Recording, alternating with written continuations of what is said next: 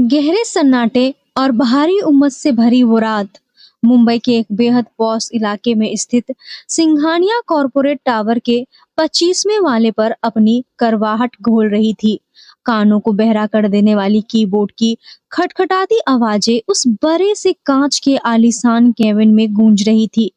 कबीर मल्होत्रा, जिसके चेहरे पर कामयाबी का तीखा गुरूर और आंखों में थकावट की लालिमा साफ देखी जा सकती थी, अपनी महंगी चमड़े की कुर्सी पर पीछे झुका उसकी उंगलियां एक विदेशी महंगे सिगार को सहला रही थी, लेकिन उसका पूरा ध्यान केबिन के दरवाजे की तरफ था।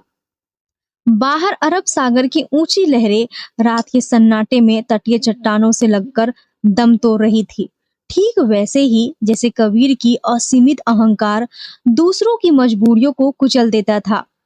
इस गगनचुंबी टावर की ऊंचाई से नीचे फैली पूरी मुंबई एक छोटी सी झुग्गी बस्ती जैसी दिखती थी, और कबीर खुद को इस बस्ती का एकमात्र भाग्य विधाता समझता था। उसके लिए इंसान कोई जीते जागते वजूद नहीं, बल्कि सिर्फ नफा नुकसान के आंकड़े थे, जिन्हें जब चाहे मिटाया और बदला जा सकता था। कबीर मल्होत्रा ने अपनी 30 साल की जिंदगी में कभी हार का स्वाद नहीं चखा था। वो जो चाहता था उसे हर हाल में हासिल कर लेता था, चाहे वो अरबों का कोई बिजनेस कॉन्ट्रैक्ट हो या किसी बेबस इंसान की किस्मत। उसके केबिन का तापमान केंद्रीय एयर कंडीशनर के कारण बेहद ठंडा था। ठीक उसके अपने स्वभाव की तरह दीवारों पे टंगी करोड़ों की पेंटिंग्स, इतावली संगमरमर का फर्श और मखमली सोफे उसकी रईसी की चीख चीख कर गवाही दे रहे थे। लेकिन उस भव्यता के पीछे एक बेहद क्रूर, संवेदनशील और मसीनी इंसान छिपा था, जो सिर्फ मुनाफे की भाषा समझता था। रात के ठीक 12 बज रहे थे। दफ्तर के बाकी सभी कर्मचारी अपने अपने घरों को लौट चुके थे। तभी केबिन के भारी शीशे के दरवाजे पर एक बेहद धीमी, सहमी हुई और झिझकती हुई दस्तक हुई। अंदर आने वाली लड़की के कदम बुरी तरह लड़खड़ा रहे थे। अनिका, जिसने नीले रंग का एक साधारण, कई बार धुला हुआ कॉटन का सूट पहन रखा था, अपने कांपते हाथों में फाइलों का एक भारी पुलिंदा दबाए खड़ी थी।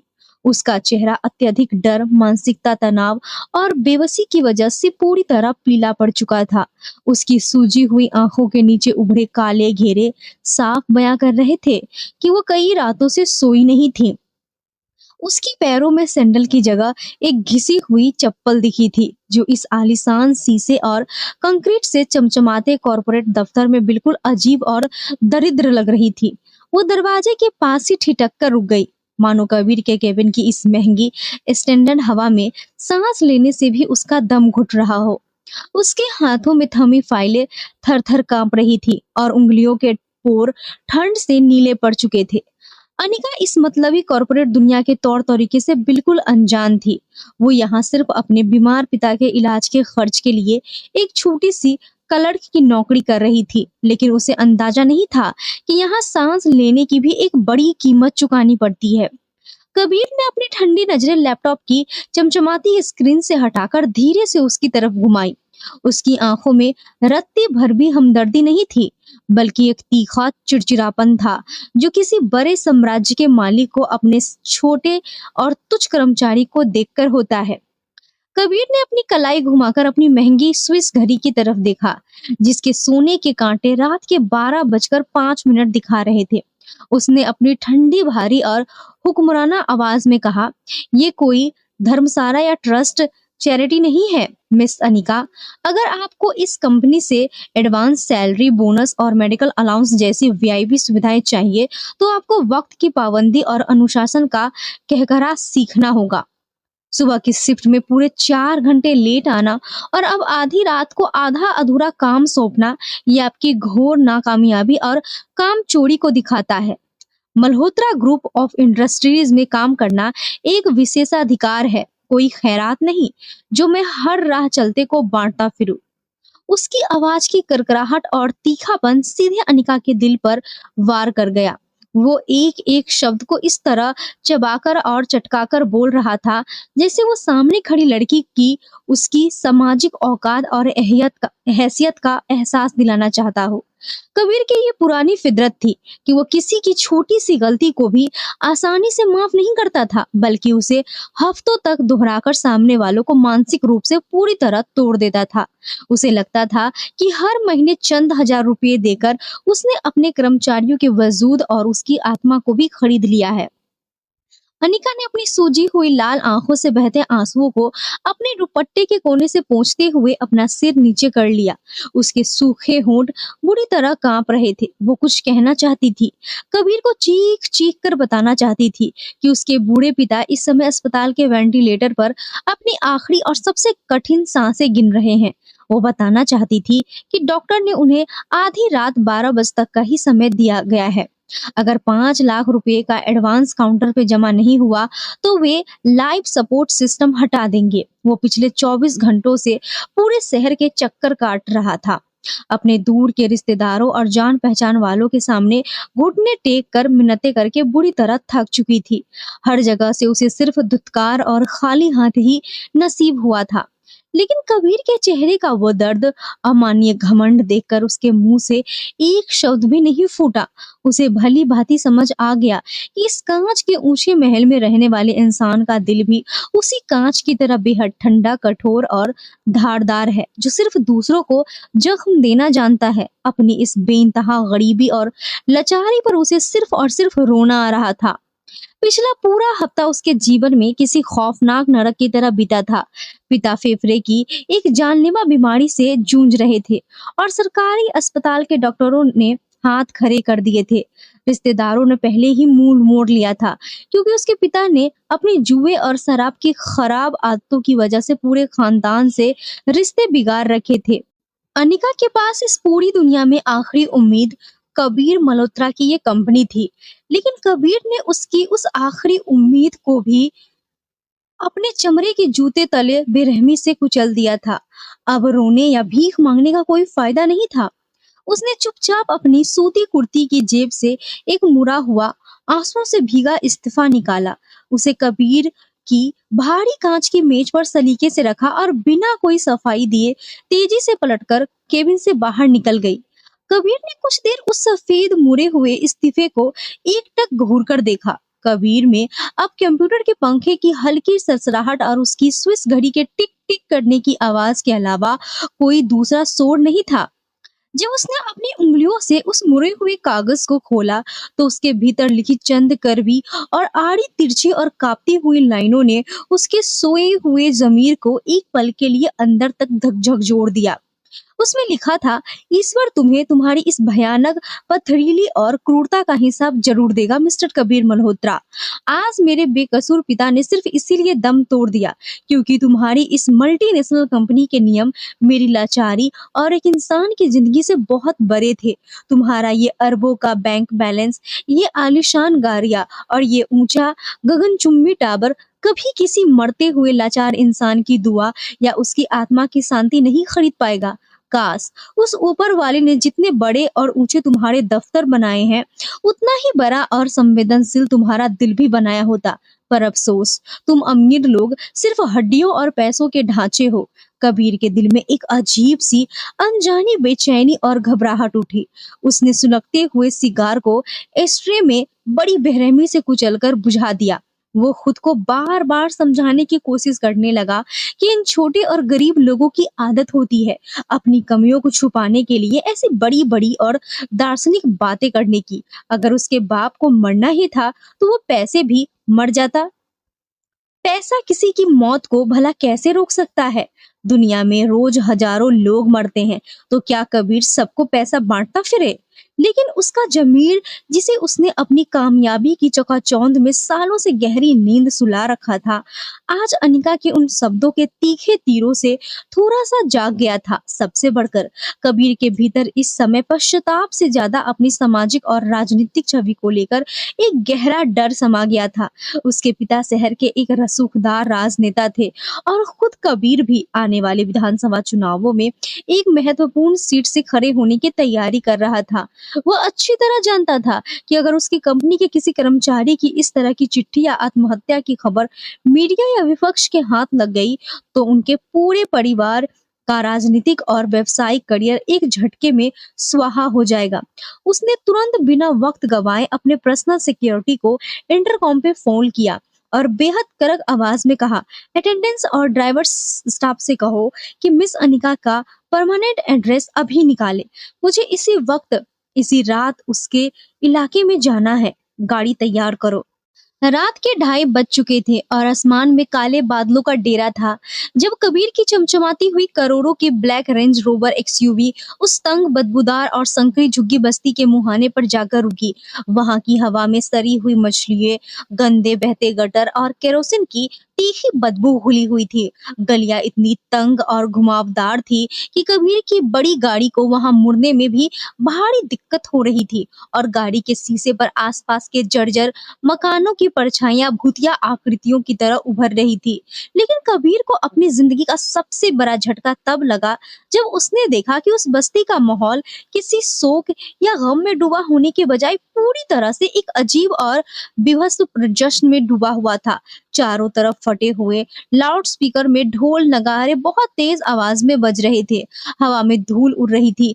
रंग बिरंगी सस्ती चीनी लाइटें हर झोपड़ी पर टिमटिमा रही थी और शराब की नशे में धुत कुछ लोग फटे पुराने नए कपड़े पहनकर नाच रहे थे। नंगे पैर बच्चे गलियों में कौतूहल से दौड़ रहे थे। कबीर अपनी महंगी सफेद सिल्क की शर्ट की आस्तीन को ऊपर समेटते हुए भारी मन से गाड़ी से उतरा। पैर रखते ही उसके महंगे इतावली चमड़े के जूते कीचड़ और गंदे पानी में सरोबोर हो गए, जिससे उसके चेहरे पर घृणा और हताशा के भाव साफ उभर आए। उसे एक पल के लिए लगा कि उसके ड्राइवर ने उसे किसी गलत और अजीब पते पे ला खड़ा किया है, जहां रोने बिलखने, मातम छाने और कफन की बातें होनी चाहिए थी, वहां शादी और बारात का माहौल था। उसने वहां के उसने वहां कोने में खड़े एक बूढ़े, झुर्रियों से भरे चेहरे वाले चौकीदार से पूछा, क्या यहाँ किसी के पिता की मृत्यु नहीं हुई? प्रकाश जी का घर यही है ना, जो मल्होत्रा ग्रुप में काम करती थी? उस लड़की का घर कहाँ है? कबीर की आवाज में इस बार अहंकार की जगह एक गहरी उलझन और अनजानी घबराहट थी। चौकीदार ने अपनी नम, धुंधली और दुखी आंखों से कबीर के महंगे सूट और उसकी चमचमाती गाड़ी को ऊपर से नीचे तक देखा। उसने अपने कांपते हाथ में पकड़ी हुई पुरानी लाठी को जमीन पे टिकाया, तंबाकू थूका और एक ठंडी लंबी सांस लेकर कहा, हुआ है साहब, बहुत बड़ा अनर्थ हुआ है जो इस बस्ती ने पहले कभी नहीं देखा। अनिका बेटी के बाप का साया आज सुबह ही अस्पताल से उठ गया है, लेकिन वो अभागा बूढ़ा अपने पीछे इस पूरे मोहल्ले के खूंखार, सूदखोरों और ठेकेदारों का लाखों रुपयों का कर्ज छोड़ गया था। वो कर्ज का दलदल इतना गहरा था कि उन बेरहम सूदखोरों ने सुबह से बूढ़ी की लाश को घर के अंदर से बाहर उठाने तक नहीं दिया। वे सब लाठियां लेकर दरवाजे पे बैठ गए और कह रहे थे कि पहले हमारे पैसे दो, फिर इस लाश को कफन और शमशान नसीब होगा। बेचारी अनाथ लड़की के पास तो पिता के कफन दफन और अंतिम संस्कार के लिए फूटी कौड़ी भी नहीं थी। बूढ़े ने अपनी फटी कमीज के कोने से अपनी आंखें पोंछी और कहा, आगे जब रात तक कोई रास्ता नहीं बचा, कोई मददगार सामने नहीं आया, तो उस बच्ची ने अपनी आबरू और अपनी पूरी जिंदगी का सौदा इस बस्ती के 60 साल के खूंखार कसाई और रसूखदार ठेकेदार रहमत कसाई से कर लिया। वो बुढ़ा ठेकेदार प्रकाश का पूरा कर चुका रहा है और बदले में आज की रात इस 20 साल की मासूम पढ़ी लिखी बच्ची का निकाह उस 60 साल के हैवान से हो रहा है। शोक मनाने और अपनों की मौत पर 4 आंसू बहाने की औकात हम जैसे गरीबों की नहीं होती साहब। यहाँ बाप का कफन उठाने के लिए भी एक बेटी को अपनी आबरू का सौदा बाजार में सरेआम करना पड़ता है। गरीब आदमी अगर रोने भी बैठ जाए तो लोग उसका भी किराया वसूलते हैं। यहाँ ये सुनते ही कबीर के पैरों तले की जमीन खिसक गई। उसका दिमाग पूरी तरह सुन्न हो गया और छाती में एक अजीब सा भारीपन महसूस होने लगा। वो बिना कुछ सोचे समझे उस छोटे से जर्जर टीन की छत वाले कम्युनिटी हॉल में तरफ तेजी से बढ़ा, जहां शादी की रस्में शुरू होने वाली थी। अंदर का नजारा किसी भी संवेदनशील इंसान का दिल दहला देने के लिए काफी था। हॉल के पीली दीवारों पपड़ी छोड़ रही थी। सीलन की बदबू और भी वहां इंसान की भारी भीड़ के कारण एक अजीब सी दम घुटी घुटन सी हो रही थी। अनिका सफेद रंग के एक पुराने सादे और ढीले ढाले सूती जोड़े में सिर झुकाए बीच में बैठी थी। उसका चेहरा किसी मोम की गुड़िया की तरह बिल्कुल बेजान सफेद और पीला पड़ चुका था। उसकी सूजी हुई आंखों से लगातार आंसुओं की मोटी धार बह रही थी, जो उसके सफेद कुर्ते पर गिरकर गायब हो रही थी। वो लड़की जो कुछ दिन पहले एक दफ्तर में अपनी जिंदादिली और स्वाभिमानी के लिए जानी जाती थी, आज एक जिंदा लाश की तरह बैठी अपनी ही आबरू की आहुति देने पर मजबूर हो गई थी। उसके ठीक बगल में 60 साल का वो घिनौना ठेकेदार बैठा था, जिसके मुंह में पान ठसा था। गंदे पीले दांत और चेहरे पे बड़ी बड़ी मूछें उसकी हैवानियत को साफ बयां कर रही थी। वो अपनी मोटी उंगलियों में सोने की भारी भारी अंगूठियां चमका रहा था और अनिका को ऐसी गंदी नजरों से देख रहा था जैसे उसने कोई कीमती जमीन या जानवर खरीद लिया हो। वहां उपस्थित कुछ औरतें आपस में कानाफूसी कर रही थी, लेकिन पूरे मोहल्ले में किसी के भीतर इतनी हिम्मत नहीं थी कि वो उस बाहुबली ठेकेदार के खिलाफ एक शब्द भी बोल सके। कबीर मल्होत्रा की ऊंची ईगो, उसका पारिवारिक घमंड और उसका सामाजिक रसूख इस भयानक दृश्य को बर्दाश्त नहीं कर पाया। उसके भीतर का बिजनेसमैन और राजनेता का एक बेटा जाग उठा। उसे इस बात से ज्यादा फर्क नहीं पड़ रहा था कि अनिका के साथ क्या हो रहा है, बल्कि उसे ये अपनी खुद की तौहीन और हार महसूस हो रही थी कि उसकी कंपनी से कल ही इस्तीफा देकर निकली लड़की को समाज के इस निचले स्तर का कोई ठेकेदार इस तरह सरेआम खरीद रहा है। उसने अपने पिता की वो बात याद आई कि राजनीति में सबसे बड़ा हथियार गरीबों की लाचारी होती है। अगर तुम समय पर उसकी लाचारी को खरीद लो तो तुम जिंदगी भर के लिए उसके भगवान बन सकते हो। कबीर ने देखा कि उसका पर्सनल ड्राइवर पीछे भीड़ में खड़ा होकर चुपके से अपने मोबाइल फोन से इस पूरी घटना का हाई क्वालिटी वीडियो बना रहा था। जैसा कि कबीर ने गाड़ी से उतरते वक्त उसे चुपके से इशारा किया था। कबीर जानता था कि ये वीडियो कल सुबह सोशल मीडिया और टीवी चैनलों पर हेडलाइन बनकर कबीर को पूरे देश की नजरों में एक महान मसीहा और नायक के रूप में स्थापित कर देगा। कबीर ने बीच महफिल में खड़े होकर अपनी पूरी ताकत से चिल्लाकर कहा, ये शादी नहीं हो सकती, रुकिए, सबके शब्द बंद करो ये तमाशा। उसकी कड़क और गूंजती हुई आवाज सुनते ही पूरे हॉल में एक खौफनाक सन्नाटा पसर गया। लाउड स्पीकर के ढोल नगारे एक झटके में बंद हो गए। कबीर ने भीड़ को चीरते हुए आगे एक कदम बढ़ाए और मेज पर हाथ मारकर कहा, इस लड़की के दिवंगत बाप पर इस पूरे मोहल्ले और सूखदारों को जितना भी कर्ज है, मैं उसकी पूरी रकम का भुगतान करने के लिए तैयार हूँ। 10 लाख हो, 20 लाख हो या 50 लाख। कबीर मल्होत्रा ये रकम अभी इसी वक्त कैश या चेक के जरिए देने को तैयार है। इस मासूम की जिंदगी का सौदा बंद करो। बूढ़े ठेकेदार ने अपनी जगह से खड़े होकर अपनी लाल नसीली आंखों से कबीर को घूर कर देखा। उसके चेहरे पर अपनी तौहीन और गुस्से गहरे की भावना साफ झलक रही थी। उसने अपनी भारी फटी हुई और डरावनी आवाज में कबीर के नजदीक आकर कहा, ओ बड़े बाप के रईस बेटे, अपनी ये तिजोरी और रईसी अपने पास रख। ये हमारे मालिन मकानत और अपनी मामला है। इस लड़की का इस दुनिया में अब कोई सगा संबंधी नहीं बचा है और ये सौदा उसके बाप की जिंदगी में ही उसकी रजामंदी से तय हुआ था। तू अपने इस कागज के टुकड़ों और पैसों से मेरी जिद नहीं खरीद सकता। यहाँ इस बस्ती में कानून हमारा चलता है, तेरी मल्होत्रा कंपनी का नहीं। तू अपनी ये महंगी गाड़ी लेकर चुपचाप यहाँ से रफू चक्कर हो जा, वरना अंजाम ऐसा होगा कि तेरी लाश भी इस कीचड़ से बाहर नहीं निकल पाएगी। ठेकेदार की इस खौफनाक दहाड़ से हॉल में मौजूद गरीब लोग सहम गए। कबीर ने चारों तरफ देखा कि बस्ती के कुछ लफंगे और गुंडे ठेकेदार के समर्थन में लाठियां और चाकू संभाल रहे थे, क्योंकि ठेकेदार का उस पूरे इलाके में गहरा खौफ था। कबीर को अपनी जिंदगी में पहली बार सरेआम इतनी बड़ी बेइज्जती और खतरे का एहसास हुआ। अब वो अपनी हार किसी भी कीमत पर बर्दाश्त नहीं कर सकता था, खासकर समाज के इस निचले तबके के एक मामूली कसाई ठेकेदार के सामने। उसका अहंकार पूरी तरह घायल हो चुका था। माहौल को तेजी से बिगड़ता देख, अपनी जान पर खतरा मंडराता पाकर और अपनी राजनीतिक प्रतिष्ठा को बचाने के लिए कबीर ने तुरंत एक ऐसा पैंतरा चला जिसके बारे में उसने खुद भी 5 मिनट पहले अपने ख्वाब में नहीं सोचा था। उसने आगे बढ़कर अनिता अनिका का हाथ पकड़ा और पूरे हॉल के सामने चिल्लाकर कहा, मैं कबीर मल्होत्रा इस लड़की से इसी वक्त इसी मंडप में कानूनी और सामाजिक शादी करने के लिए तैयार हूँ। मैं इसे इस गंदगी और नरक के दलदल से हमेशा के लिए निकालकर अपने घर ले जाऊंगा और अपनी पत्नी के रूप में इसकी रक्षा करूंगा। और ठेकेदार, तुम्हारी जो भी कर्ज की मूल और ब्याज की रकम है वो सीधे तुम्हारे बैंक अकाउंट में अभी इसी वक्त मेरे फोन बैंकिंग से ट्रांसफर होगी। अगर अब किसी ने इस लड़की को छूने की भी कोशिश की तो कल सुबह इस पूरे इलाके पर पुलिस का ऐसा बुलडोजर चलेगा कि तुम्हारा नामो निशान मिट जाएगा।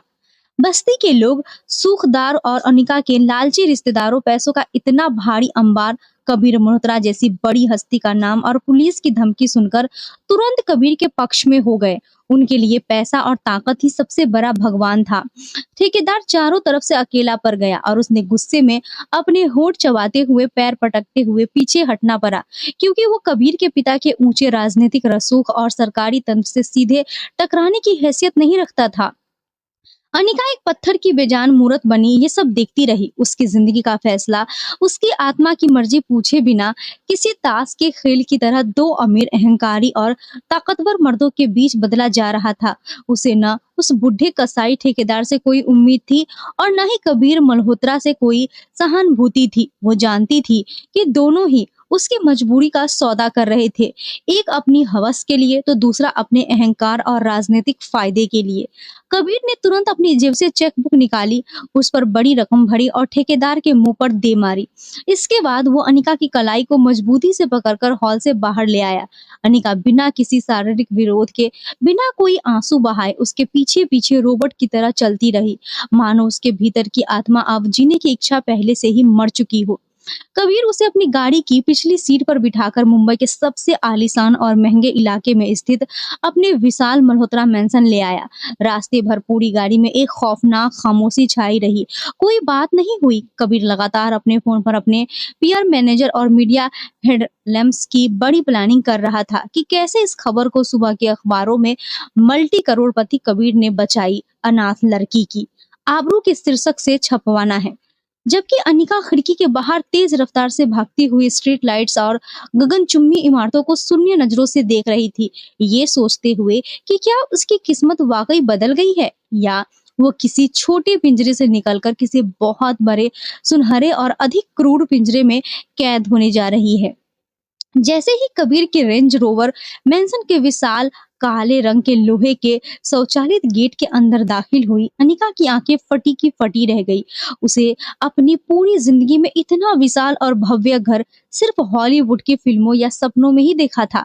चारों तरफ सैकड़ों एकड़ में फैले हरे भरे मखमली लॉन, रंगीन फव्वारे, विदेशी मूर्तियां और कतार से खड़ी दर्जनों आलीशान गाड़ियां थी। पूरी हवेली दुधिया रोशनी में नहा रही थी, लेकिन कबीर के दिल में अनिका के लिए कोई प्यार, हमदर्दी या सम्मान का एक कतरा भी नहीं था। ये सब तो उसने सिर्फ और सिर्फ अपने पिता के आगामी चुनावों की छवि को चमकाने के लिए किया था।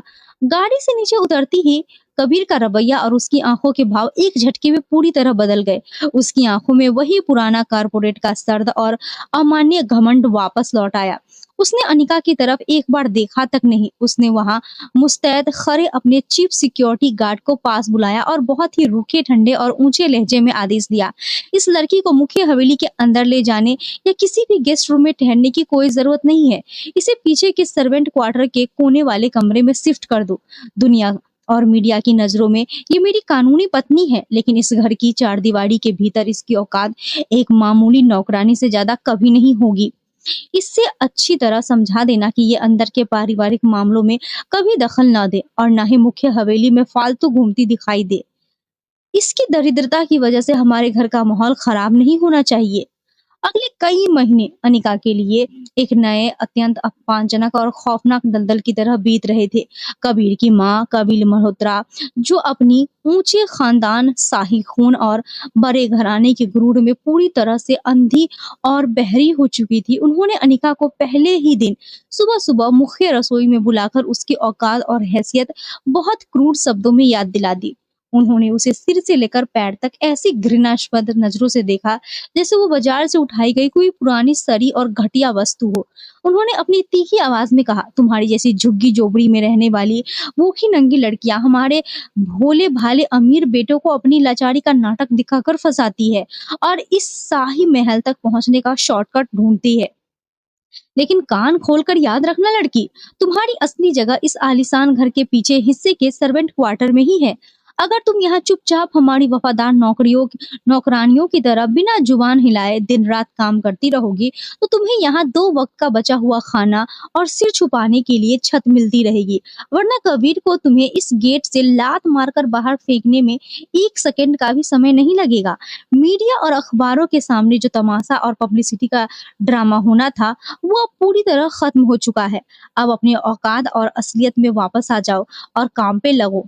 अनिका चुपचाप अपना सिर झुकाए अपनी आंखों के आंसुओं को पीकर सब कुछ बर्दाश्त करती रही, क्योंकि उसके पास इस पूरी दुनिया में वापस लौटने का कोई दूसरा ठिकाना या रास्ता नहीं बचा था। उसका अपना पुस्तौनी झोपड़ा भी सूखदारों ने बेच दिया था और ये मतलबी समाज वैसे भी एक अकेली बेसहारा लड़की को चैन से जीने नहीं देती। वो सर्वेंट क्वार्टर के एक छोटे से सीलन भरे अंधेरे कमरे में रहने लगी, जहां सिर्फ एक टूटी हुई लोहे की खाट, एक पुरानी फटी चटाई और एक आवाज करता हुआ पुराना टेबल पंखा था। कबीर ने अनिका को पूरी तरह से अपने जीवन और घर से नजरअंदाज कर दिया था।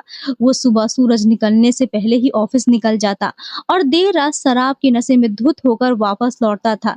जब भी कभी दुर्घटनावश घर के कॉरिडोर में उसका सामना अनिका से हो जाता, तो वो अनिका को ऐसी नजरों से देखता जैसे वो कोई फालतू का कचरा या रद्दी वस्तु हो। इसी बीच मल्होत्रा मेंशन में कबीर की मंगेतर और बिजनेस पार्टनर रिया सिंघानिया का आना जाना बहुत ज्यादा बढ़ गया था। रिया मुंबई के एक शीर्ष टेक्सटाइल टाइकून की एक लौती बेटी थी। वे बेहद आधुनिक, पाश्चात्य शैली और अत्यधिक स्टाइलिश और दर्प से भरी लड़की थी। वो हमेशा लाखों के डिजाइनर कपड़े पहनती, विदेशी परफ्यूम की खुशबू उड़ाती और हमेशा अनिका को कीड़े मकोड़ों की नजर से देखती थी। वो जानबूझकर अनिका को नीचा दिखाने के लिए नए नए बहाने ढूंढती थी। कभी वो अपने कीचड़ से सने महंगे सैंडल अनिका के साफ दुपट्टों से साफ करवाती, कभी उसे रात के 2 बजे अपने लिए स्पेशल ग्रीन टी बनाने को कहती और कबीर तथा उसकी माँ के सामने अनिका के सीधे पहनावे, उसकी सादगी और उसकी भाषा का सरेआम मजाक उड़ाती। वो कबीर के साथ डाइनिंग टेबल पर बैठती और जानबूझकर अपनी जूठी प्लेट अनिका की तरफ घिसकाकर उसे उठाने का इशारा करती। कबीर ये सब तमाशा अपनी आंखों से देखकर भी क्रूरता से चुप रहता, मानो उसे अनिका के इस मानसिक और सामाजिक अपमान में एक अजीब सा विक्षिप्त सुकून मिलता हो। अनिका का स्वाभिमान हर दिन हर पल कांच की तरह टूटता था, लेकिन वो अपने पिता की अचानक हुई मौत के गम और अपनी बेइंतहा लाचारी के बोझ तले इतनी बुरी तरह दबी हुई थी कि उसके भीतर अब विरोध करने या पलटकर जवाब देने की कोई शक्ति नहीं बची थी। फिर एक रात मल्होत्रा मेंशन में एक बहुत बड़ी अंतर्राष्ट्रीय बिजनेस सक्सेस पार्टी का आयोजन किया गया था। कबीर और रिया दोनों भारी मात्रा में महंगी विदेशी शराब के नशे में धुत होकर देर रात कबीर 3 बजे मुख्य हवेली के ऊपरी माले पर स्थित कबीर के बेडरूम की तरफ लौटे। रिया ने नशे में लड़खड़ाते हुए कबीर को सहारा दे रखा था, लेकिन खुद उसके अपने कदम भी बुरी तरह डगमगा रहे थे। वो कबीर को संभालते हुए उसके बेडरूम के अंदर ले गई। अनिका, जो कबीर के सख्त और क्रूर नियमों के मुताबिक रात को उसके ब्लैक कॉफी, पानी और सिरदर्द की दवाइयां रखने के लिए कमरे के बाहर ठंडी हवा में कॉरिडोर में खड़ी इंतजार कर रही थी, उसने बेडरूम के दरवाजे की हल्की सी झड़ी से अंदर का नजारा देखा। रिया नशे का फायदा उठाकर कबीर के बहुत ज्यादा करीब आ चुकी थी और बेड पर उसके साथ अत्यंत अभद्र, अवांछित और अमर्यादित हरकतें करने की कोशिश कर रही थी। कबीर अर्ध बेहोशी की हालत में था। दरवाजे पे खड़ी अनिका का नारी तत्व और उसका दिल ये घिनौना दृश्य देखकर बुरी तरह टूट गया।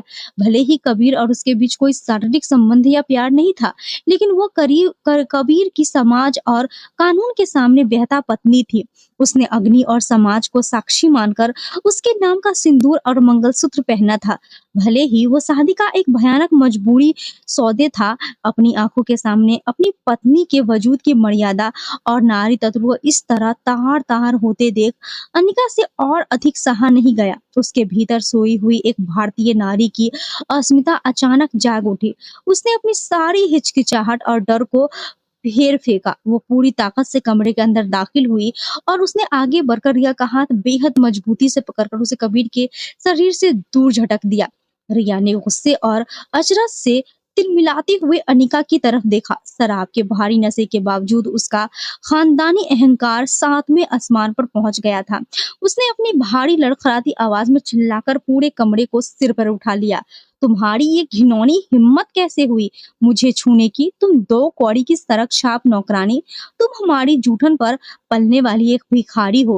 और इससे पहले कि अनिका उसकी बात का कोई जवाब दे पाती या खुद को संभाल पाती, रिया ने अपनी पूरी ताकत से अनिका के बाएं गाल पर एक जोरदार करारा थप्पड़ रसीद कर दिया।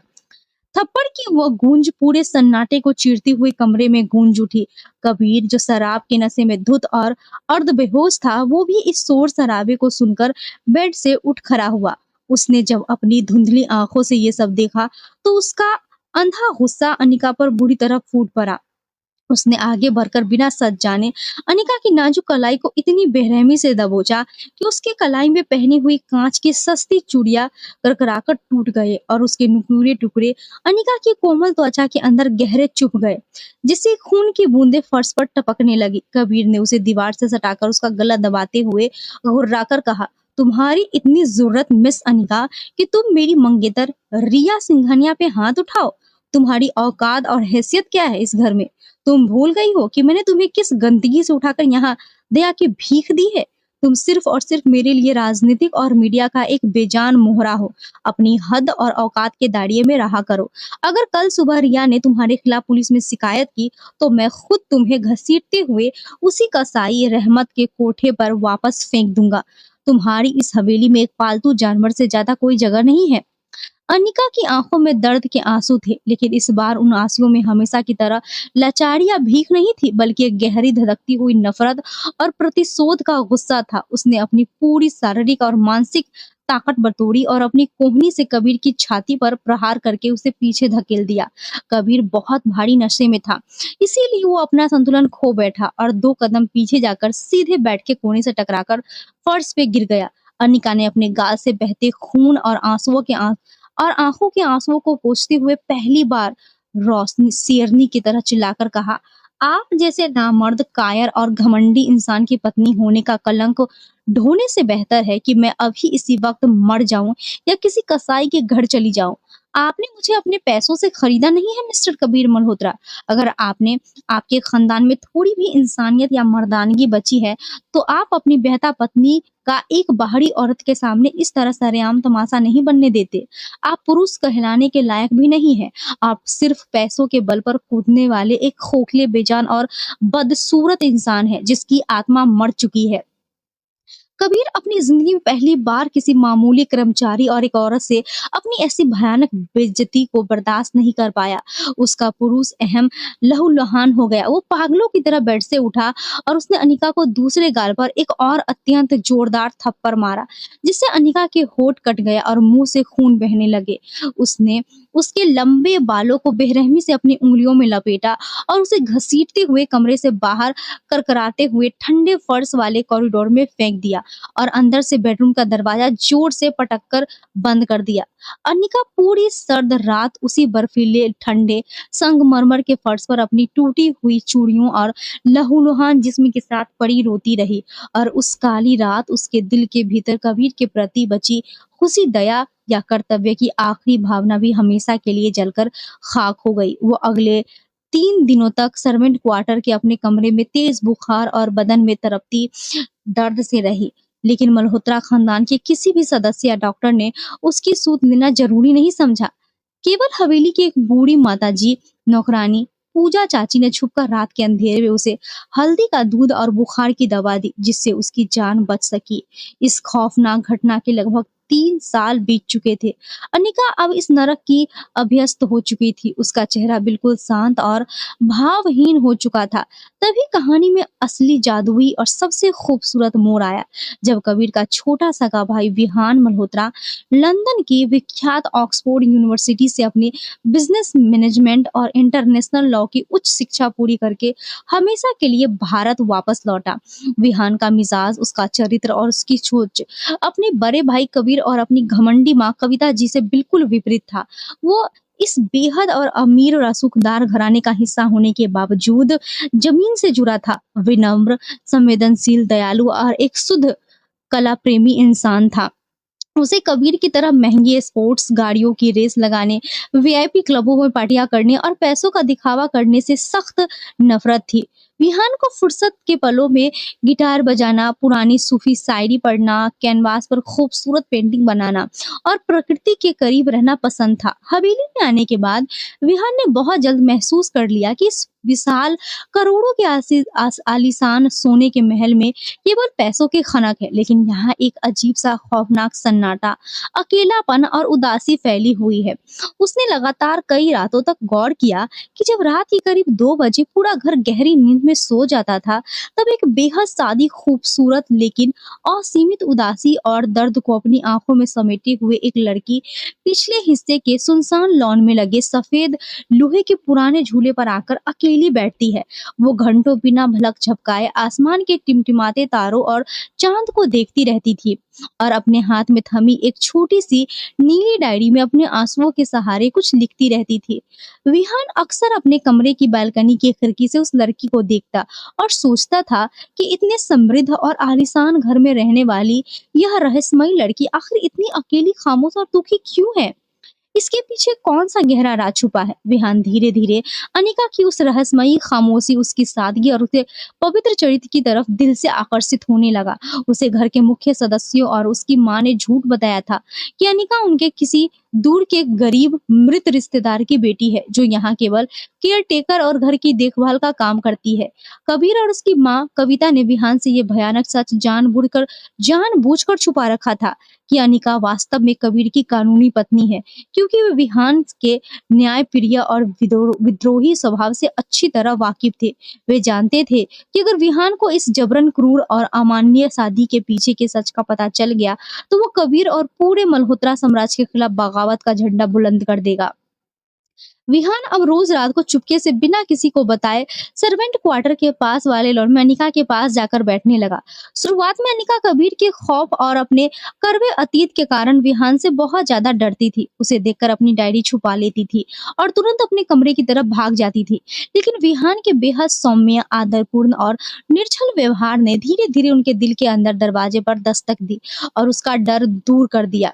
विहान उससे उसकी लिखी हुई खूबसूरत और दर्द भरी कविताएं सुनता, उसे अपने लंदन के मजेदार किस्से सुनाता और अपनी अजीबोगरीब मजाकिया और बचकानी हरकतों से उस लड़की के उदास, मुरझाए हुए चेहरे पे हल्की सी मुस्कान ले आता। जो लड़की पिछले 3 सालों से हंसना भूल गई थी। एक सुहानी रात विहान ने झूले पर बैठी अनिका की तरफ देखते हुए शरारत से कहा, तुम्हें पता है अनिका, तुम इस रात के घने सन्नाटे में खुले बिखरे बालों के साथ बिल्कुल किसी डरावनी चुड़ैल जैसी लगती हो। अनिका पहले तो उसकी ये बात सुनकर बुरी तरह चौंकी, लेकिन फिर बिहान का अजीब सा बनाया हुआ डरावना चेहरा देखकर वो अपनी सारी बंदिशें भूलकर पिछले 3 सालों में पहली बार खिलखिलाकर खुलकर हंस पड़ी। उसकी उस बेसाख्ता हंसी की पावन खनक विहान की दिल की गहराइयों में हमेशा के लिए उतर गई। विहान ने अपनी नजरें उसकी आंखों में टिकाई और बेहद धीरे से डूबती हुई आवाज में कहा, लेकिन तुम हंसते हुए इस दुनिया की सबसे खूबसूरत लड़की लगती हो। काश तुम्हारी ये हंसी कभी गायब न हो। अनिका का दिल विहान के उन सच्चे शब्दों को सुनकर एक पल के लिए रुक गया। उसके गालों पर गुलाबी शर्म की लाली दौड़ गई और वो अपनी डायरी सीने से सटाकर तेजी से वहां से भाग गई। अनिका को अपनी जिंदगी में पहली बार इस मल्होत्रा मेंशन के भीतर के किसी पुरुष के साथ होने पर सच्ची सुरक्षा, अगाधा सम्मान और एक अनूठे अपनेपन का एहसास हो रहा था।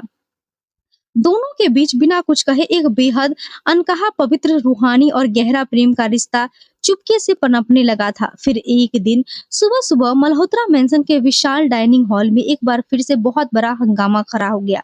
कबीर अपने ऑफिस जाने के लिए तैयार था, लेकिन अपनी एक बेहद महंगी विदेशी डिजाइनर सिल्क शर्ट पर हल्की सी ग्रिच देखकर उसका पारा 7वें आसमान पर पहुंच गया। वो हमेशा की तरह अनिका पर पूरे घर के सामने पागलों की तरह चीखने चिल्लाने लगा। उसकी आवाज इतनी तेज और डरावनी थी कि हवेली के सारे नौकर चाकर और गार्ड्स डर के मारे डाइनिंग हॉल के कोने में इकट्ठा हो गए थे। कबीर शर्ट को मेज पर पटकते हुए कहा था, तुम्हारे उस गंदे, छोटे और अनपढ़ घर के दरिद्र संस्कार कभी नहीं बदलेंगे मिस अनिका। एक शर्ट को भी ठीक से इस्त्री करने की अक्ल नहीं है तुम में। तुम्हारी औकात और हैसियत सिर्फ उस बदबूदार झुग्गी झोपड़ी में रहने की है, जहाँ से मैंने तुम्हें खैरात में उठाकर यहाँ रखा था। तुम हमारी नौकरानी बनने के लायक भी नहीं हो। पास ही खड़ी उसकी माँ कविता जी भी अपनी चाय की चुस्की लेते हुए अनिका को तीखे और कड़वे ताने दे रही थी कि इसे काम चोरी के अलावा कुछ नहीं आता। अनिका हमेशा की तरह चुपचाप अपना सिर झुकाए अपनी आंखों से बहते आंसुओं को फर्श पर गिरने दे रही थी। विहान उसी वक्त अपने कमरे के सीढ़ियों से नीचे उतरकर डाइनिंग हॉल की तरफ आ रहा था। उसने जब अपनी आंखों के सामने अनिका को यह सरेआम और बर्बर अपमान देखा तो उसके सब्र का बांध पूरी तरह से टूट गया। उसने अनिका की आंखों के आंसू, उसकी यह बेबसी बर्दाश्त नहीं हुई। वो तुरंत शेर की तरह झटक कर बीच में आया और उसने कबीर का उठा हुआ हाथ हवा में ही बेहद मजबूती से दबोच लिया। विहान ने अपनी आंखों में अंगारे लिए कबीर से कहा, भाई बस कीजिए, बहुत हुआ। अपनी जुबान को यहीं लगाम दीजिए। एक मामूली सी शर्ट की सिलवट के लिए आप इस बेकसूर लड़की की स्वाभिमान और उसकी इज्जत का पूरे स्टाफ के सामने इस तरह सरेआम तमाशा क्यों बना रहे हैं? इस घर में दर्जनों नौकरों की फौज खड़ी है। आप किसी और से भी ये काम करवा सकते हैं। किसी लाचार इंसान को उसकी गरीबी और उसके अतीत का ताना देना आपकी घटिया सोच को दिखाता है, जो आपको बिल्कुल शोभा नहीं देता। हम दुनिया की नजरों में इतने बड़े और अमीर लोग हैं, तो क्या हमारा दिल अंदर से इतना छोटा, संकीर्ण और दरिद्र होना चाहिए? कबीर ने विहान का हाथ झटकते हुए अपने चेहरे पर एक बेहद क्रूर, घिनौनी और घमंडी हंसी लाई। उसने आगे बढ़कर अनिका को दुपट्टा खींचकर उसे अपनी तरफ जबरन घसीटा और विहान की आंखों में आंखें डालकर बेहद तीखे लहजे में कहा, ओ मेरे लंदन से आए लौटे दार्शनिक छोटे भाई, तू इस आवारा औरत की वकालत मेरे सामने मत कर। तू इसके इस सीधे रोते हुए मासूम चेहरे के जाल में मत फंस। ये कोई मामूली नौकरानी या इस घर की केयर टेकर नहीं है जिसे मैंने केवल काम पर रखा है। ये मेरी समाज और कानून के सामने बेहता पत्नी है, मिस अनिका कबीर मल्होत्रा, जिसे मैं अपनी पैर की जूती की तरह रखता हूँ, और अपनी जूती को उसकी असली औकात और हद याद दिलाना मेरा पति होने के नाते कानूनी हक है। हमारी ये शादी कोई प्यार का बंधन नहीं, बल्कि एक घटिया राजनीतिक समझौता है, जिसे मैंने चुनाव जीतने और मीडिया में अपनी मसीहा की छवि चमकाने के लिए केवल 10 लाख रुपए में उस झुग्गी के कसाई से खरीदा था। अब समझ में आया तुझे इसकी असली औकात? कबीर के मुंह से ये भयानक, कड़वा और अमानवीय सच सुनते ही विहान के पैरों की तले जमीन खिसक गई। उसका पूरा शरीर काठ की तरह सुन्न हो गया और आंखों के सामने अंधेरा छा गया। वो जिस मासूम, पवित्र और सीधी लड़की को दिल ही दिल में अपनी पूरी दुनिया मान चुका था, जिससे वो अपनी रूह से बेपनाह मोहब्बत करने लगा था, वो कोई और नहीं बल्कि उसके सगे बड़े भाई की बेहता पत्नी थी और इस घर की बड़ी बहू थी। विहान का दिल एक सेकंड के भीतर कांच के खिलौने की तरह टूटकर चकनाचूर हो गया। उसे अपने सगे भाई कबीर और अपनी सगी माँ कविता मल्होत्रा पर एक घिनौनी घृणा होने लगी कि उन दोनों ने मिलकर इतना भयानक और काला सच उससे छुपा रखा था और एक बेसहारा अनाथ लड़की की पूरी जिंदगी को इस सोने के महल में एक धुंधला मजदूर की तरह नरक बना दिया था। विहान को गहरा मानसिक सदमा लगा। उसे चक्कर आने लगा और वो 2 कदम पीछे हट गया, जबकि अनिका कबीर के चंगुल से छूटकर जोर जोर से रोती हुई अपने सर्वेंट क्वार्टर के कमरे की तरफ भाग गई। विहान ने जब भागती हुई अनिका की पीठ और उसकी आंखों में छिपी हुई वो खौफनाक, असहनीय बेबसी और बरसों का संचित दर्द देखा, तो उसके भीतर का प्रेमी और एक सच्चा इंसान पूरी तरह जाग उठा। विहान ने उसी पल उसी ड्राइविंग हॉल में यह दृढ़ संकल्प ले लिया कि चाहे इस फैसले में उसकी खुद की जिंदगी, उसका परिवार और उसका पूरा करियर हमेशा के लिए तबाह क्यों न हो जाए, लेकिन वो इस मासूम बेकसूर लड़की को कबीर के इस नरक और गुलामी में एक दिन भी अब और सड़ने नहीं देगा। वो अच्छी तरह समझ गया था कि कबीर ने सिर्फ अपने राजनीतिक फायदे और झूठी पब्लिसिटी के लिए अनिका की पूरी जिंदगी को दांव पे लगा दिया था। अगली सुबह जब पूरा मल्होत्रा परिवार और कबीर बिजनेस के बड़े बड़े पेपर्स और फाइलें लेकर नाश्ते की टेबल पे बैठे थे, विहान वहां बेहद शांत और दृढ़ कदमों से पहुंचा। उसके हाथ में कुछ कानूनी कागजात थे। उसने बिना कोई भूमिका बांधे, बिना कोई औपचारिकता निभाए वे कागजात सीधे कबीर के मुंह पर और उसकी चाय के कप पर दे मारे। पूरे हॉल में एक बार फिर सन्नाटा छा गया। कबीर ने अपनी शर्ट पर गिरी चाय को साफ करते हुए गुस्से में लाल होकर कहा, ये क्या बदतमीजी और पागलपन है विहान, तुम्हारी हिम्मत कैसे हुई? विहान ने अपनी पूरी ताकत से चिल्लाकर कहा, ये बदतमीजी नहीं मिस्टर कबीर मल्होत्रा, ये तुम्हारे पापों का वो घड़ा है जो आज इस घर में पूरी तरह भर चुका है और अब फूटने वाला है। ये कोर्ट के ऑफिशियल डिवोर्स के पेपर्स हैं। तुम्हें आज इसी वक्त और इसी टेबल पर अनिका को इस झूठे और जबरन रिश्ते की गुलामी से हमेशा के लिए आजाद करना होगा। तुम्हें पिछले 3 सालों में जो इस मासूम लड़की के साथ अमानवीय व्यवहार किया है, वो कानून और भगवान दोनों की नजरों में माफी के लायक नहीं है। कबीर अपनी कुर्सी से बिजली की तेजी से खड़ा हो गया और उसने विहान का कॉलर अपनी उंगलियों में भेजते हुए कहा, तुम्हारी हिम्मत कैसे हुई मेरे निजी और वैवाहिक मामलों में दखल देने की? तुम अपनी हदें पार कर रहे हो विहान। वो मेरी खरीदी हुई पत्नी है, मैं उसके साथ अपने बंद कमरे में जो चाहे करूं। तुम बोलने वाले कौन होते हो? विहान ने कबीर का हाथ झटक कर अलग कर दिया और अपनी जेब से एक काली पेन ड्राइव निकालकर टेबल पे पटक दी। उसने कबीर की आंखों में आंखें डालकर कहा, निजी मामला? तुमने एक अनाथ लड़की की मजबूरी और उसके बाप की लाश का फायदा उठाकर उसे अपनी गंदी राजनीति का मोहरा बनाया, उसे रात के अंधेरे में मारा पीटा, उसका मानसिक और शारीरिक शोषण किया। मेरे पास उस रात का पूरा सीसीटीवी वीडियो फुटेज इस पेन ड्राइव में सुरक्षित है, जब तुमने और तुम्हारी इस मंगेतर रिया ने मिलकर अनिका पे हाथ उठाया था और उसे खून से लथपथ कॉरिडोर में फेंक दिया था। इसके अलावा कबीर, तुम्हारे और माँ के नाम पर जो सेल कंपनियों के जरिए अरबों रुपयों की टैक्स चोरी और बेनामी संपत्तियों के काले कागजात हैं, वो सब भी मैंने लंदन में रहकर हैक करके निकाल लिए हैं। अगर तुमने अगले 5 मिनट के भीतर इन डिवोर्स पेपर पर बिना कोई नाटक किए अपने साइन नहीं किए, तो मैं सीधे यहाँ से मुख्य चुनाव आयोग में और मुंबई प्रेस क्लब जा रहा हूँ। शाम का सूरज ढलने से पहले मल्होत्रा खानदान की ये फर्जी गरीबों की मसीहा वाली छवि और तुम्हारे सारे खौफनाक काले कारनामे देश के हर टीवी चैनल और सोशल मीडिया पर लाइव चल रहे होंगे।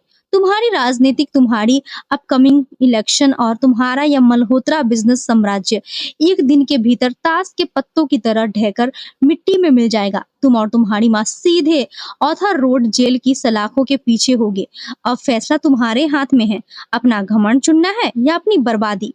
कबीर, जिसके लिए उसकी सामाजिक प्रतिष्ठा, उसका राजनीतिक करियर, उसका अंधा अहंकार और उसका अरबों का बिजनेस ही उसकी असली जान और वजूद थे, वो विहान की आंखों में छुपा वो भयानक गुस्सा और दृढ़ता देखकर अंदर से पूरी तरह डर गया और कांप उठा। वो अच्छी तरह जानता था कि विहान बेहद जिद्दी है और जो कहता है वो हर हाल में कर गुजरता है। उसे अपनी राजनीतिक जमीनी और पैरों के नीचे का साम्राज्य एक पल में खिसकता हुआ दिखाई दिया। उसने गुस्से में अपने दांत पीसते हुए कांपते हाथों से अपनी जेब से कीमती पेन निकाला और उन डिवोर्स पेपर पर बिना कोई शब्द बोले अपने दस्तखत कर दिए। उससे वो पेपर्स खींचकर विहान के मुंह पर फेंके और दूर खड़ी अनिका की तरफ देखकर चिल्लाया, निकल जाओ मेरे इस आलीशान घर से अभी के अभी। और याद रखना लड़की, अगर दोबारा तुम्हारी मनहूस परछाई भी इस घर के गेट पर या आसपास दिखाई दी तो मैं तुम्हें जिंदा जमीन में गाड़ दूंगा। तुम दोनों भाइयों ने मिलकर आज मेरी पीठ में छुरा भोंका है। विहान ने आगे बढ़कर सर्वेंट क्वार्टर से अपना छोटा सा बैग लेकर आई और अनिका का हाथ पूरी इज्जत के साथ पकड़ा और उसे हवेली के काले गेट से बाहर ले आया। विहान ने पलटकर अपनी माँ कविता और भाई कबीर की तरफ देखा और आखिरी बार कहा, इन सोने के महल में सिर्फ असीमित दौलत और घमंड है, लेकिन यहाँ इंसानियत का नामो निशान नहीं है। मैं भी आज के बाद इस पापी घर में कभी कदम नहीं रखूंगा। मुझे खुद को मल्होत्रा कहने पे भी आज शर्म आती है। वो अपनी महंगी स्पाइस गाड़ी की चाबी, अपने सारे क्रेडिट कार्ड्स और अपना सारा कीमती सामान वहीं फर्श पर फेंककर अनिका के साथ हमेशा के लिए उस आलीशान मल्होत्रा मेंशन से पैदल ही बाहर निकल आया। मल्होत्रा मेंशन और कबीर के चंगुल से आजाद होने के बाद की जिंदगी अनिका और विहान के लिए बिल्कुल आसान नहीं थी, लेकिन कम से कम अब ये दोनों उस मानसिक गुलामी और रोज रोज के अपमान और डर के साये से पूरी तरह मुक्त हो चुके थे। विहान अनिका को लेकर मुंबई की उस भागदौड़ और मतलबी दुनिया से बहुत दूर हिमाचल प्रदेश के एक बेहद शांत छोटे और खूबसूरत पहाड़ी शहर सोलन में ले आया, जहाँ चारों तरफ देवदार के ऊंचे-ऊंचे पेड़ थे और पहाड़ों की ठंडी शुद्ध हवाएं चलती थी। वहां विहान ने अपने दोस्तों से उधार ली गई अपनी पुरानी कुछ बची हुई निजी सेविंग्स के पैसों से अनिका के लिए पहाड़ों के ढलान पर एक छोटा सा बेहद सुंदर लकड़ी का घर किराए पे लिया। अनिका ने अपनी पुरानी अधूरी छूटी हुई ग्रेजुएशन की पढ़ाई के सर्टिफिकेट्स के दम पर वहां की एक स्थानीय चैरिटेबल अनाथ बच्चों के स्कूल में शिक्षिका के रूप में पढ़ाना शुरू कर दिया। वो अब पूरी तरह से आत्मनिर्भर बन चुकी थी। वो रोज सुबह उठकर समुंदर पहाड़ी रास्तों से होते हुए स्कूल जाती, अनाथ और गरीब बच्चों को पूरी लगन से पढ़ाती, उसके साथ खेलती हंसती और धीरे धीरे अपने अतीत के उन गहरे खौफनाक जख्मों को भूलने की कोशिश कर रही थी। विहान ने इस पूरे समय के दौरान कभी भी भूलकर भी अनिका पर अपनी मोहब्बत या अपने एहसानों का कोई दबाव नहीं बनाया। वो एक सच्चे परिपक्व प्रेमी की तरह अच्छी तरह जानता था कि अनिका का पुरुषों के चरित्र और शादियों जैसे पवित्र रिश्तों पर से पूरी तरह भरोसा उठ चुका है। उसके दिल को गहरी ठेस पहुंची है। वो एक सच्चे मूक साए की तरह हमेशा उससे कुछ दूरी बनाकर रखता था और दूर रहकर ही उसकी हर छोटी बड़ी जरूरत, उसकी सुरक्षा और उसकी खुशियों का पूरा ख्याल रखता था। विहान ने उस छोटे से शहर में बच्चों को गिटार सिखाने और अपनी पेंटिंग्स को स्थानीय बाजार में बेचकर अपनी आत्मनिर्भर जिंदगी की शुरुआत की थी। वो हर हफ्तों के अंत में शनिवार की शाम को अनिका के घर के दरवाजे पर आता था। वो कभी घर के अंदर जबरन दाखिल नहीं होता था, बल्कि बाहर आंगन में बैठकर घंटों अपने गिटार पर सूफी धुनें बजाता था। उससे साहित्य और कविताओं पर लंबी बातें करता था और बिना कोई शारीरिक या मानसिक मांग किए उसे अपनी निस्वार्थ वफादारी, सुरक्षा और अगाध सम्मान का पूरा यकीन दिलाता था। अनिका अक्सर अपनी खिड़की के पीछे खड़े होकर दुपट्टे का कोना चबाते हुए उसे देखती थी और सोचती थी कि इस मतलबी दुनिया में कोई पुरुष किसी साधारण और समाज की ठुकराई हुई लड़की से इतनी पवित्र और निस्वार्थ मोहब्बत भला कैसे कर सकता है। विहान ने कबीर के परिवार के भारी सामाजिक विरोध, अपनी माँ की धमकियों और समाज के दकिया नुकुसी लोगों के तानों की भी रत्ती भर परवाह नहीं की थी। लोग पीठ पीछे तरह तरह की गंदी बातें बनाते थे कि बड़े भाई की छोड़ी हुई तलाकशुदा लड़की को लेकर छोटा भाई भाग गया है और उसके साथ अवैध रूप से रह रहा है। लेकिन विहान ने अपनी कानूनी समझ और कड़े स्टैंड से उन सब की बोलती हमेशा के लिए बंद कर दी थी। इस तरह पवित्रता और सम्मान के माहौल में लगभग 7 महीनों का एक लंबा और कठिन समय शांति से बीत गया। इस दौरान विहान की निरंतर निस्वार्थ सेवा, उसकी अगाध इज्जत और उसकी सुरक्षात्मक उपस्थिति और उसकी पाकीज़ा रूहानी मोहब्बत ने धीरे धीरे अनिका के दिल पर पिछले 3 सालों से लगे हर एक गहरे और दर्दनाक जख्मों को पूरी तरह भर दिया था। अनिका को आखिरकार अपनी आत्मा की गहराइयों में इस बात का दृढ़ एहसास और विश्वास हो गया कि इस दुनिया में हर मर्द कबीर मल्होत्रा या रहमत कसाई जैसा हैवान, लालची और अहंकारी नहीं होता। विहान की खूबसूरती आंखों में उसके लिए कोई वासना, हवस, स्वार्थ या अमीर होने का अहंकार नहीं था, बल्कि सिर्फ और सिर्फ उसके वजूद के लिए बेपनाह इज्जत, श्रद्धा और सच्चा प्यार था। फिर एक बेहद शांत, अलौकिक और खूबसूरत पहाड़ी शाम आई।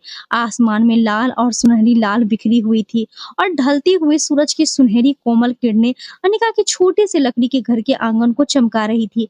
विहान हमेशा की तरह आंगन के चबूतरे पर बैठा अपनी गिटार के तारों को सहला रहा था।